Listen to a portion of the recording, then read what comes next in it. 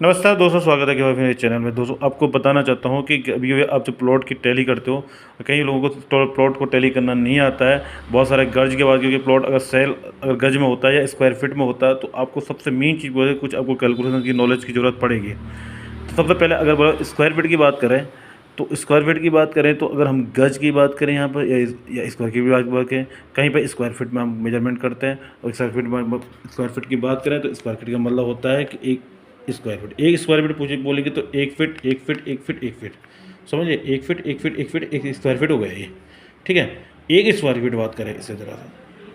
कहीं भी आप जब करेंगे तो इस फिट की बात करें, स्क्वायर फीट की बात करें, तो इस तरह से आपका फिट में इस तरह से बोला माना जाता है।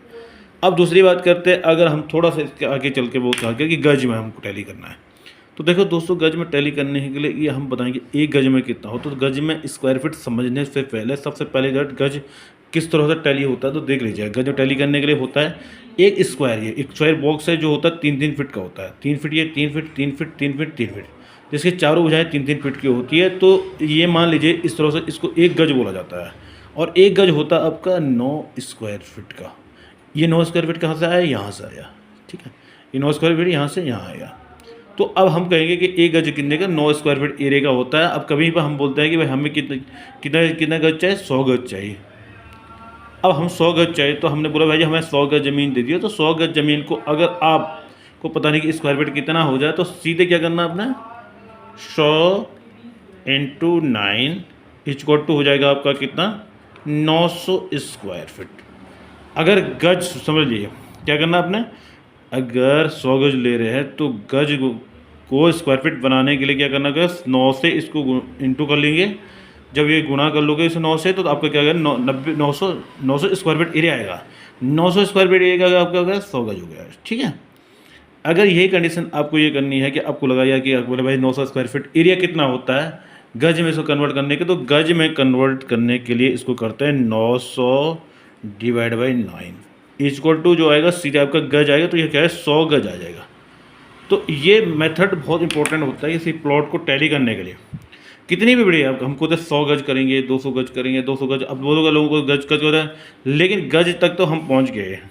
देख लीजिए, गज और स्क्वायर फीट तक तो आप आ गए हैं।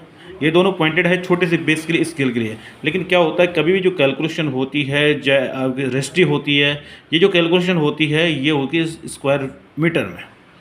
अब इसको स्क्वायर मीटर कैसे टैली करेंगे? तो स्क्वायर मीटर भी क्या होता है कि सेम कंडीशन का होता है।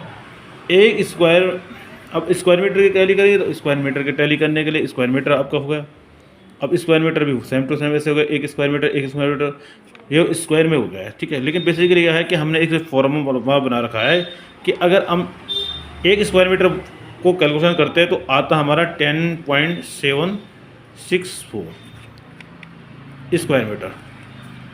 ठीक है, ये है 10.764 है। ये एक फॉर्मूला है। ठीक है, ये फॉर्मूला जो है फॉर्मूला स्क्वायर मीटर में 10.764 ये बनाता आपका किसी चीज़ को। ये आपका क्या ये फॉर्मूला है, ये फॉर्मूला है। इस फॉर्मूले से क्या करना है किसी भी चीज़ को। अब बात करेंगे हम भाई 900 फीट को हमने किस में कन्वर्ट करना है? स्क्वायर मीटर में कन्वर्ट है। तो आपको 10.764 से इसको डिवाइड करना पड़ेगा। ठीक है, अगर आपको कन्फ्यूज होता है कि ये आपका 10.764 कैसा आता है, तो 1 मीटर, हमें यहाँ पे 1 मीटर की बात कर रहे हैं कि ये मीटर है, तो 1 मीटर का होता है आपका, फिट की बात कर रहे हैं तो 1 मीटर में होता है 3.28 फिट होता है, स्क्वायर फिट होता है। 3.28 स्क्वायर फिट होता है।